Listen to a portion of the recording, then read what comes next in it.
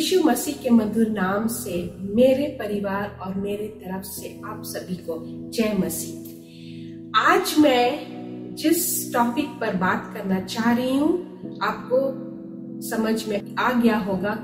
मेरे पीछे जो स्क्रीन है इसमें आप देख रहे होंगे गुड फ्राइडे लिखा है और आप सभी को पता होगा कि ईस्टर से पहले गुड फ्राइडे आता है। लेकिन वो जो शब्द है गुड फ्राइडे, वो गुड क्यों बोला जाता है, अच्छा क्यों बोला जाता है, जिसको हम हिंदी में बोलते हैं भला शुक्रवार। तो मैं इस पर इसलिए भी बोलना चाहती हूँ क्योंकि खुद मैं जब छोटी थी तो मुझे भी समझ में नहीं आता था कि ये गुड फ्राइडे को क्यों गुड फ्राइडे बोला जाता है। क्योंकि इस दिन यीशु मसीह ने अपना प्राण क्रूस पर दे दिया हमारे पापों के लिए।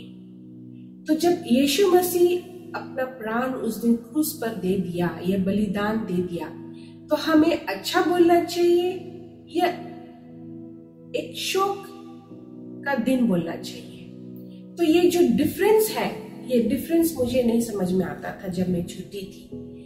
और हमारे घर में मेरी जो माँ थी वो हमेशा बोला करती थी कि तैयारी करो, गुड फ्राइडे आ रहा है, वाइट कपड़ा या सफेद वस्त्र पहन करके हमको जाना है। और हम खुश होते थे अंदर से, एक तरह से खुशी, एक अलग तरह का खुशी होता था हमारे अंदर में। क्योंकि जब हम चर्च जाते थे या गिरजाघर जाते थे तब एक खुशी होता था और हम अपना वाइट कपड़ा को या सफेद वस्त्र को आयरन करके 1-2 दिन पहले से ही उसको हम तैयार करके रखते थे कि हमको गुड फ्राइडे के दिन में पहनना है। लेकिन मुझे खुद नहीं पता था कि गुड फ्राइडे क्यों बोला जाता है।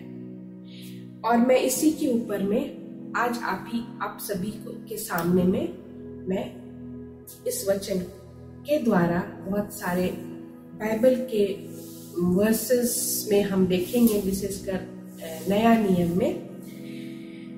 तो गुड फ्राइडे को हम कनेक्ट करते हैं क्रॉस से, क्रूस से। और आप हर जगह क्रॉस को देखेंगे। चर्च बिल्डिंग के ऊपर में आप कब्रिस्तान जाएंगे तो वहां पर भी आप क्रॉस को देखेंगे।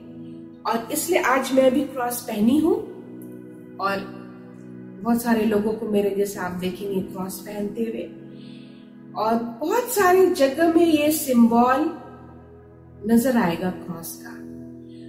और ये हमारे ईसाई या क्रिश्चियन होने का एक सिंबल है। ये क्रूज हमारा एक सिंबल है। तो इस क्रूज के पीछे का जो कहानी है उसके बारे में मैं बात करना चाहूंगी, गुड फ्राइडे के बारे में बात करना चाहूंगी। तो जब हम ये क्रॉस देखते हैं, ये जब हम क्रूज देखते हैं तो ये it is a symbol of hope, एक आशा का चिन्ह है। जब हम क्रॉस देखते हैं तो हमको याद दिलाता है कि यीशु मसीह ने अपना प्राण दिया हमारे पापों के लिए।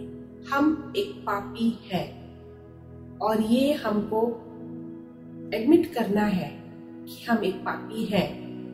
और हमारे पापों के लिए यीशु मसीह जो कभी नहीं पाप करके भी अपना प्राण क्रूस पर बलिदान कर दिया। और जब वो क्रूस पर गया तो बहुत सारे गुड फ्राइडेज में स्पेशली ये उनके वाणी, 7 वाणी पर बहुत सारे प्रीचर्स, बहुत सारे पास्टर्स बात करते हैं। तो उसका जो लास्ट वाणी था या सेकंड लास्ट वाणी था वो हम पढ़ते हैं जॉन यूहन्ना 19:28 से लेकर के 30 तक। इसके बाद यीशु ने ये जानकर कि अब सब कुछ हो चुका इसलिए कि पवित्र शास्त्र की बात पूरी हो गई। उसने कहा, मैं प्यासा हूं। वहां एक सिरके से भरा हुआ बर्तन धरा था, सो उन्होंने सिरके में भिगोए हुए स्पंज को जूफी पर रखकर उसके मुंह से लगाया। जब यीशु ने वो सिरका लिया तो कहा, पूरा हुआ, और सिर झुकाकर प्राण दे दिया। तो यहाँ पर हमको देखना बहुत जरूरी है ये इस अध्याय में कि यीशु मसीह ने कहा कि ये पूरा हुआ। और इंग्लिश में हम पढ़ते हैं बाइबल में, तो उसमें लिखा हुआ है कि it is finished, it is done. तो उसने क्यों कहा कि ये पूरा हुआ? उसने क्यों कहा कि इट इज डन?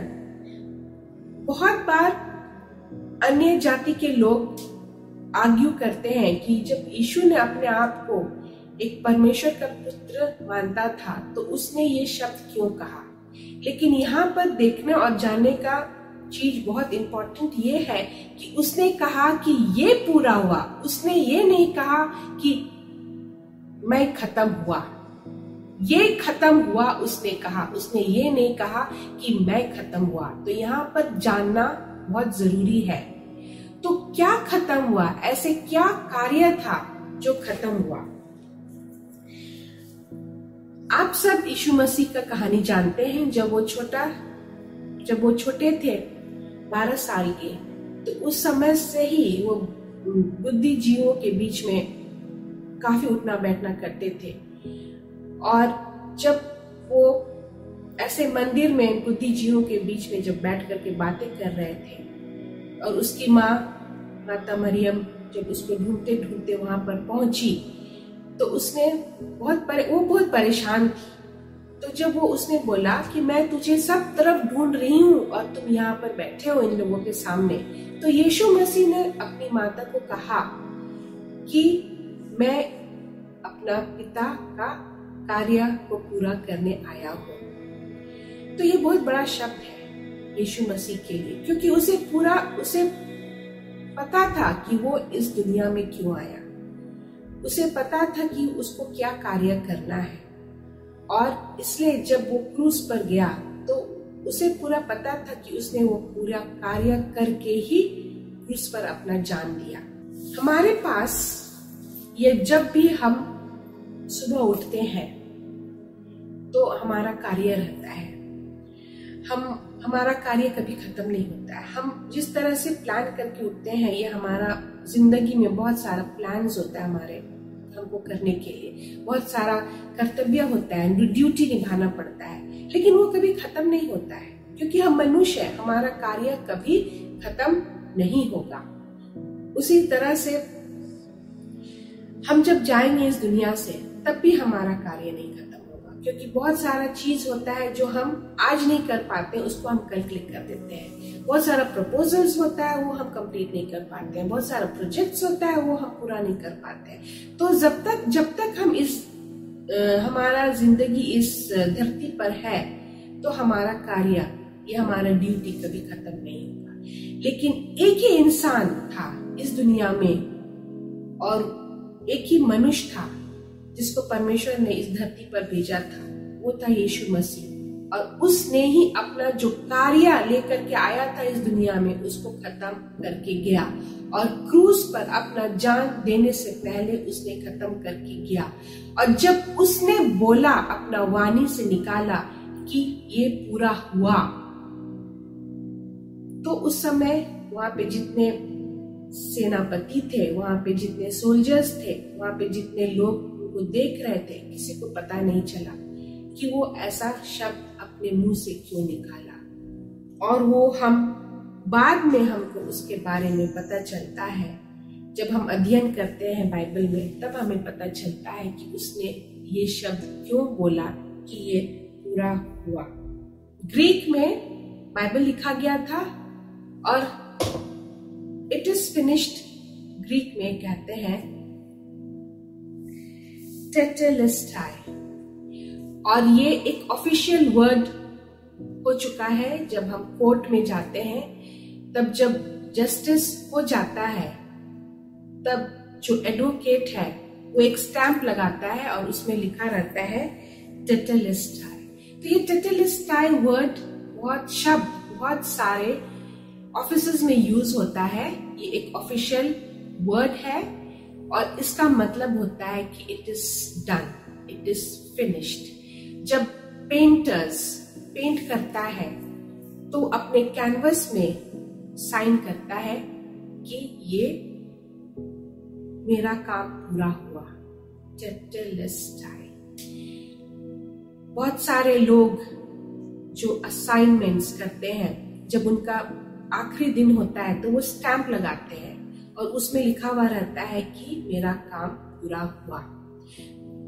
तो इस शब्द को इतना महत्व क्यों दिया जाता है? वो इसलिए महत्व दिया जाता है क्योंकि वो मेहनत किया गया है, उस काम के पीछे बहुत महीना, बहुत साल लगा हुआ है। इसलिए जब वो काम पूरा होता है तब वो स्टैंप लगा करके ये डिक्लेयर करते हैं कि ये काम पूरा हुआ है और ये काम अच्छा से हुआ है। अब हम बाइबल में कुछ वर्सेस में हम देखेंगे कि कहाँ पर ये शब्द लिखा हुआ है और यीशु मसीह किस तरह से लोगों को बताना चाहा कि मैं परमेश्वर का काम या कार्य करने आया हूं इस दुनिया में। हम नया नियम में हम यूहन्ना की पत्री खोलेंगे और चैप्टर 4 वर्स 34 में हम देखेंगे, 33 अगर हम देखेंगे, तब चेलों ने आपस में कहा, क्या कोई इसके लिए कुछ खाना लेके आया है? तो ये पूरा कहानी जो है वो एक समैरिटन वुमन का है और जब वो स्त्री से जब वो बात कर लेते हैं और जब चेला जाते हैं शहर खाना लाने के लिए और जब वो खाना लेकर के आते हैं तो वो चेले यीशु मसीह को कहते हैं कि खाना खा लो, हम लेकर के आए हैं। लेकिन यीशु मसीह उनसे कहता है कि मेरा भोजन यह है कि अपने भोजन वाले की इच्छा के अनुसार चले और उसका काम पूरा करो। तो वो किसके बारे में बोल रहा है? वो अपना पिता परमेश्वर के बारे में बोल रहा है कि मेरा असल काम है लोगों को स्वर्ग राज में लाने के लिए और वही मेरा भोजन है। और जब वो मैं पूरा कर लूंगा तब मेरा काम पूरा होगा। तो यहाँ पर वो जोर देता है अपने कामों को पूरा करने के लिए और इसीलिए हमको ये समझना है और हमको ये जानना है कि क्रूस हमारे लिए क्या महत्व है, क्यों इतना महत्व है, क्रूस पर हम क्यों इतना इम्पोर्टेंस देते हैं।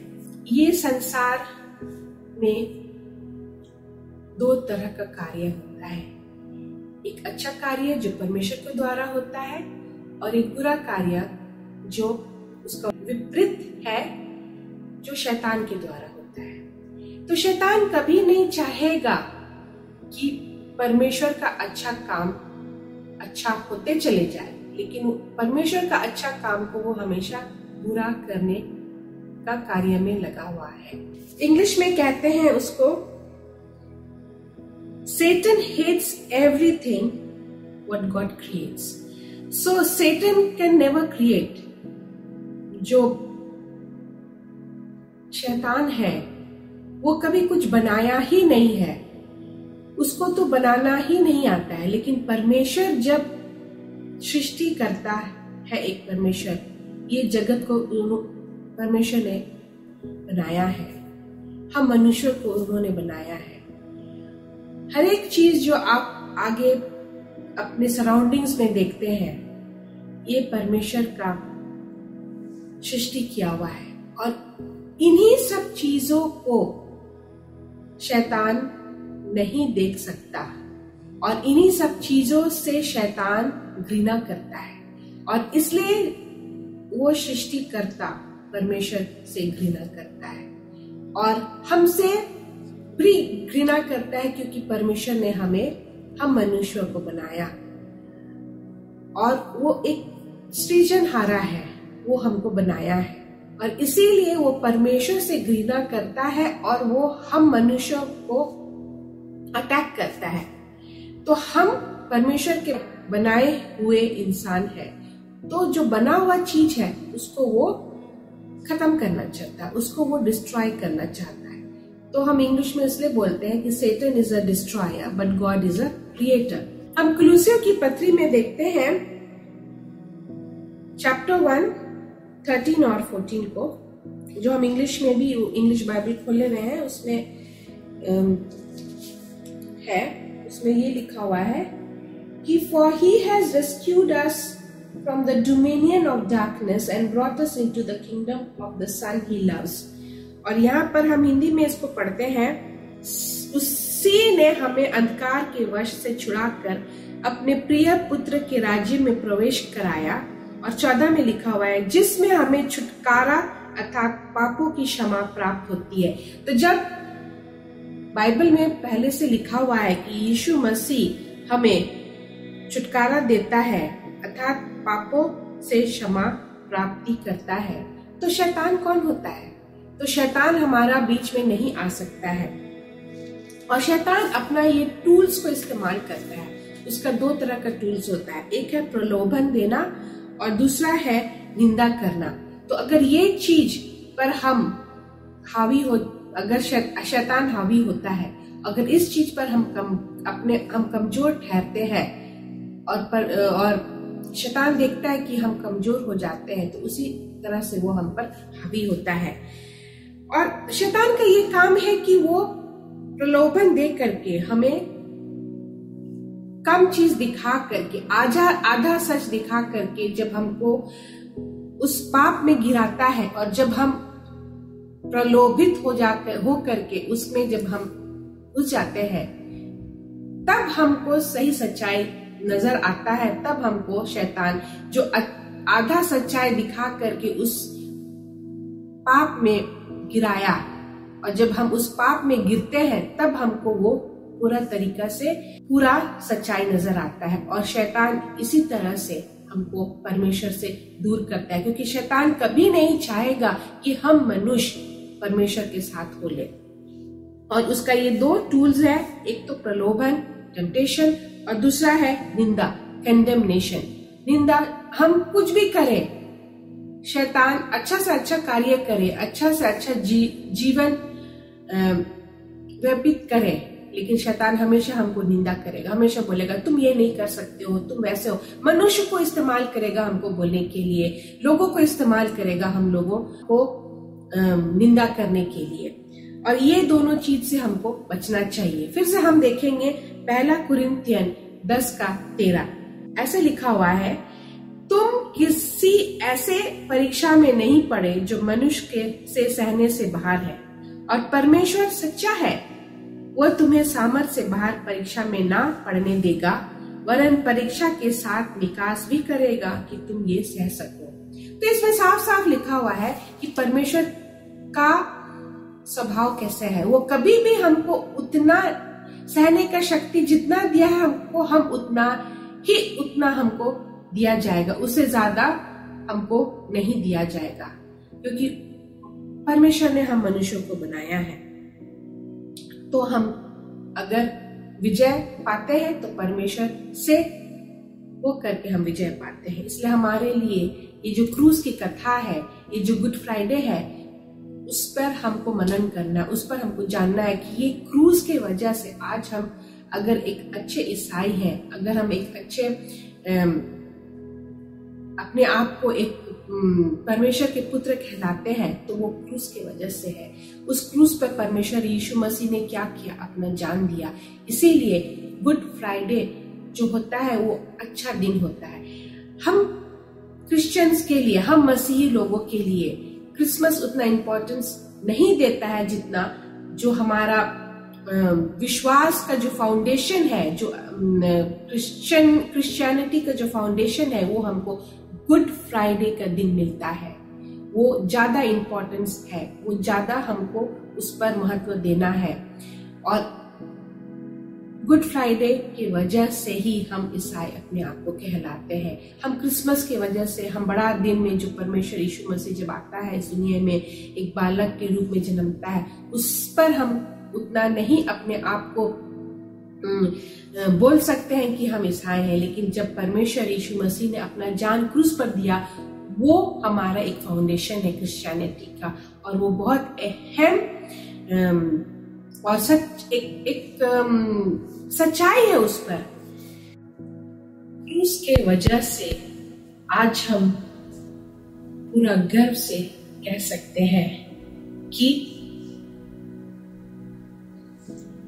हम में वो प्रलोभन नहीं है और ना ही हम निंदा पर खड़े होते हैं, क्योंकि ये प्रलोभन और निंदा ये दो चीज है जो शैतान हमें दे करके गिराना चाहता है।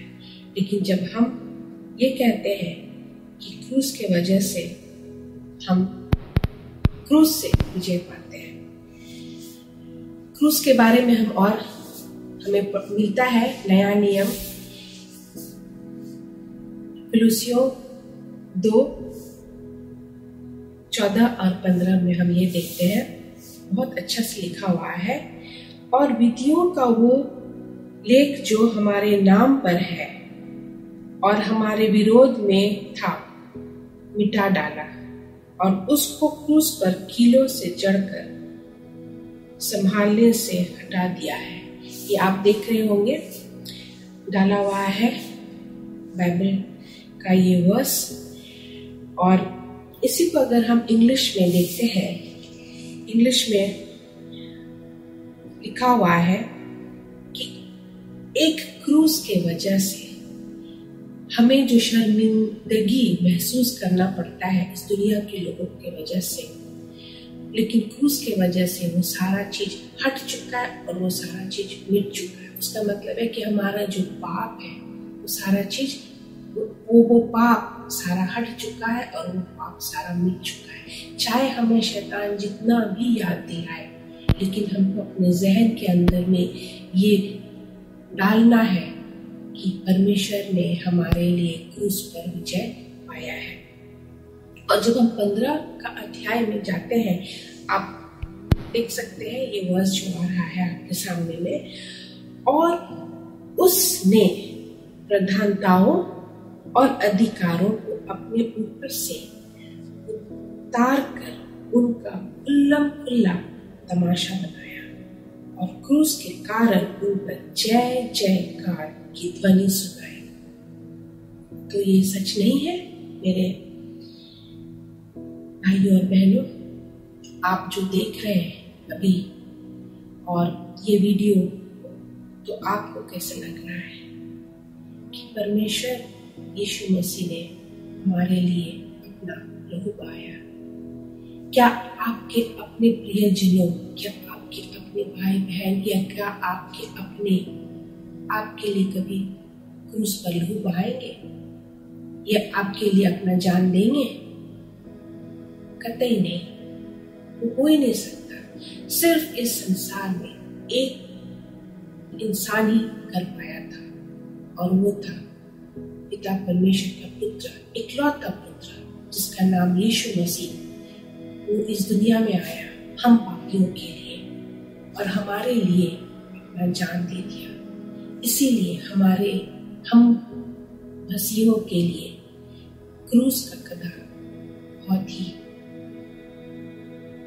इम्पोर्टेंट है। और इसीलिए साल पर साल जब हम गुड फ्राइडे मनाते हैं, तो हमको ये अपने को सिर्फ नहीं, लेकिन अपने उन लोगों को भी याद दिलाना है कि उस दिन, गुड फ्राइडे के दिन, पिता परमेश्वर यीशु मसीह ने अपना प्राण दिया, अपने लिए नहीं लेकिन हमारे लिए। और जब कभी भी पाप करके माफी मांगते हैं, फिर पाप करके माफी मांगते हैं, वो हम एज अ साइकिल करते जाते हैं। तो आप आज के बाद ये सोचिए कि आप जब पाप करते हैं तब आप पिता यीशु मसीह को क्रूस पर चढ़ाते हैं। You are crucifying Jesus every day when you are doing something wrong which doesn't delight to the Lord Jesus Christ. और फिर जब हम पढ़ते चले जाते हैं हमारे बाइबल में, तब यीशु मसीह हमसे ये भी कहता है कि मैंने तुम्हें जोड़ने आया, तुम्हें तोड़ने नहीं आया। और जब जोड़ने का बात होता है तो पिता परमेश्वर ने अपना एक भवन दिया है, अपना एक घर दिया है, अपना एक परिवार दिया है, जिसे हम एक आराधनालय कहते हैं, जिसे हम एक चर्च कहते हैं। और इफिसियों 2:14 और 19 को जब हम खोलते हैं तब पढ़ने को मिलता है ये अध्याय, क्योंकि वही हमारा मेल है। आप देख सकते हैं स्क्रीन में, जिसने दोनों को एक कर लिया और अलग करने वाली दीवार को जो बीच में थी उठा दिया। तो जो डिवीजन शैतान लाता है, उस डिवीजन को चर्च में जब हम आते हैं, आराधनालय में आते हैं, तो सारा क्या हो जाता है, वो बह जाता है, वो डिवीजन कभी नहीं होता है। तो हम जब आराधनालय में आते हैं तो हम ये नहीं देखते कि हम दुनिया के किस कोने से आए हैं, हम गोरे हैं या काले हैं, हम कौन से दुनिया के कोने से आए हैं, वो अफ्रीका से आया है या यूरोप से आया है, वो एशिया से आया है या दूसरे कहीं और जगह से आया है। ये वो महत्व नहीं देता, वो भी कहीं खत्म हो जाता है। हम ऊंचे हैं या नीचे हैं, हमको ऊंच नीच का समझ नहीं होता है कि हम एक ही चीज को जानते हैं पवित्र आत्मा के द्वारा कि हम भाई बहन हैं। तो जब हम आराधनालय में आते हैं तो पिता परमेश्वर के सामने हम सब एक हैं, हम एक परिवार के हो जाते हैं। और पिता परमेश्वर हमेशा चाहता है कि हम उसी के बने रहें, और ये हमें पवित्र आत्मा सिखलाता है। और जब हम को समझ में आ जाता है कि जब हमको पाप से मुक्ति मिलता है तो वो होता है सैल्वेशन। सैल्वेशन को हिंदी में मोक्ष या मुक्ति कहते हैं। तो ये मुक्ति सिर्फ मेरे लिए नहीं, सिर्फ आपके लिए नहीं, लेकिन आपके भाई बंधु, आपके सराउंडिंग्स में जितने लोग हैं जो पाप में डूबे हुए हैं, उनको हमें जा करके बताना है क्रूस के बारे में। उनके पास हमको जानना है कि यीशु मसीह कौन है, वो हमारे लिए क्या किया। लोग यहाँ पर अपने सैल्वेशन पाने के लिए वो क्या नहीं करते हैं, लेकिन हम वो कुछ करने का दरकार नहीं है, क्योंकि यीशु मसीह ने वो ऑलरेडी कर चुका है। गुड फ्राइडे के दिन अपने आप को क्रूस में दे दिया, उसने हमारे लिए अपना जान दिया है। तो जब उसने हमारे लिए वो कर दिखाया तो हमको कोई काम नहीं करना है। हमको सैल्वेशन एक काम से नहीं मिलेगा, हमको मुक्ति कुछ कार्य करके नहीं मिलेगा। सिर्फ हमको नम्रता पूर्वक ओबे करके, आज्ञा का पालन करते हुए यीशु मसीह के पीछे चलना है। और 19 में हम ये देखते हैं, इफिसियों 2:19 में हम देखते हैं कि इसीलिए आप देख सकते हैं, अब विदेशी और मुसाफिर नहीं रहे, परंतु पवित्र लोगों के संगी, स्वदेशी और परमेश्वर के घराने के लोग हैं। तो चाहे वो फॉरेनर है, चाहे वो जेंटाइल्स है, कोई माने नहीं रखता। हम एक हो जाते हैं परमेश्वर के घर में आकर के। तो परमेश्वर हमें ये गारंटी देता है कि जब मैं तुझको बचाया हूँ, जब मैं अपना प्राण तुम्हारे लिए दिया हूँ, तो तुमको मेरे से कोई ले नहीं सकता। चाहे शैतान जितना भी कोशिश कर ले, मेरे मुट्ठी से तुम्हें कोई ले नहीं सकता। मैं अपने लहू से तुम्हें दिया है, और जब तू ग्रहण कर चुके हो मुझे, तो मेरा लहू बहुत बने रखता है। और जब पिता परमेश्वर का लहू से जब हम धो चुके हैं, तो हमें कोई नहीं छू सकता है।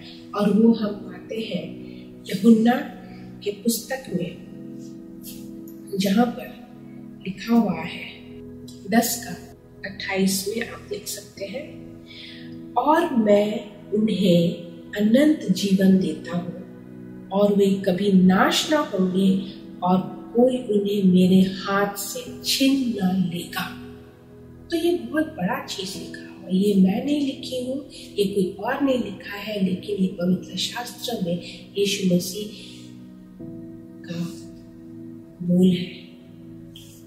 वो हमें ये समझाता है और वो हमें ये बताते हैं कि मेरे हाथ से छीन ना लेगा और शैतान, हमें एक अनंत जीवन मिलेगा।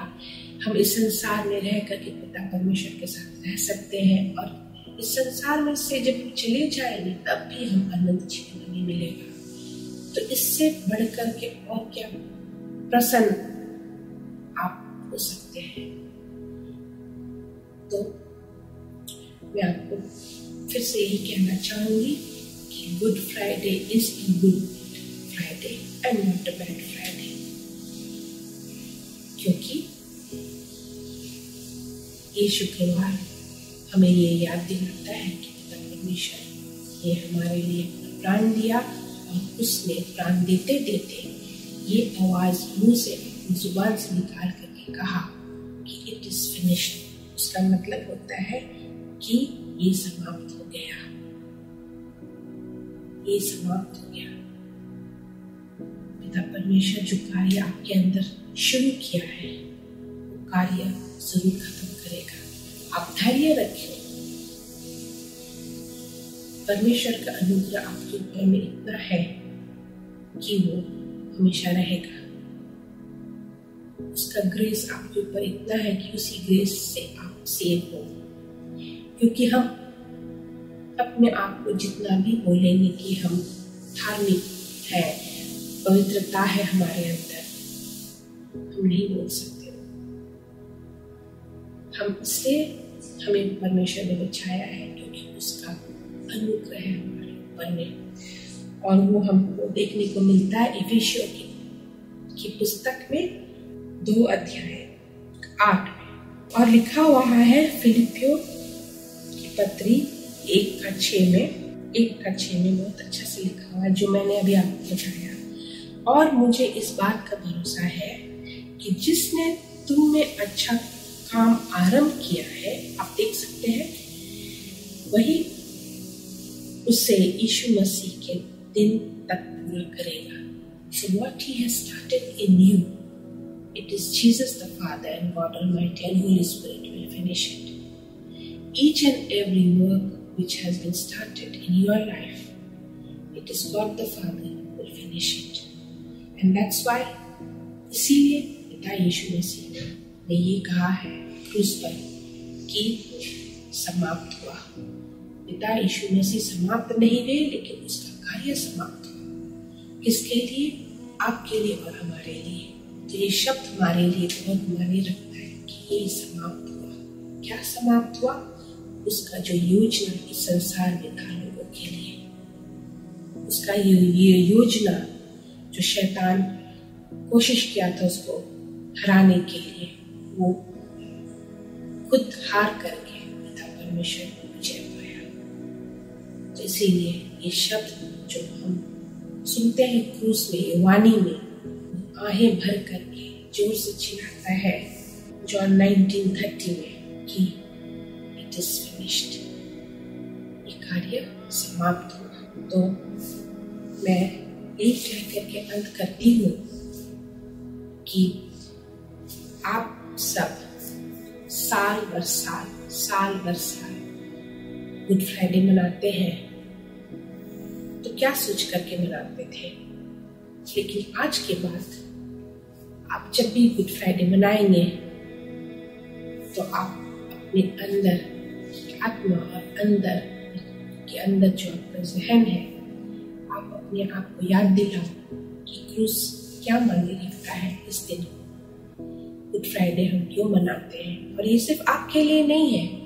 जितने लोग भी अगर आपके सामने ये प्रश्न रखते हैं तो आप हिचकिचाइए मत उन लोगों को उत्तर देने के लिए कि क्रूस हमारे लिए क्या मायने रखता है और क्रूस क्या है हमारे लिए। इसीलिए हमको हिचकना नहीं चाहिए।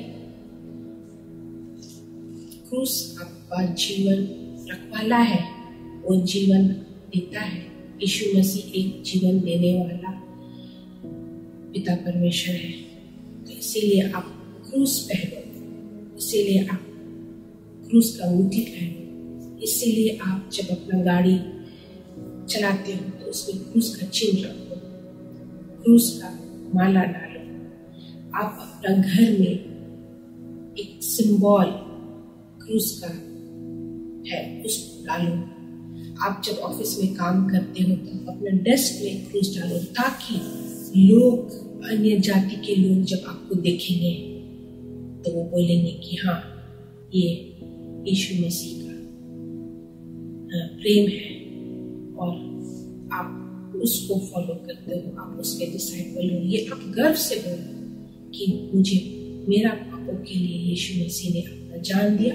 किसमें दिया? क्रूस में दिया। तो इस वचन के साथ मैं अंत करती हूँ और मैं फिर से आप लोगों को मेरे परिवार की तरफ से तहे दिल से मैं धन्यवाद देती हूँ इस वचन के लिए, और आप सभी को फिर से a blessed good Friday. Thank you.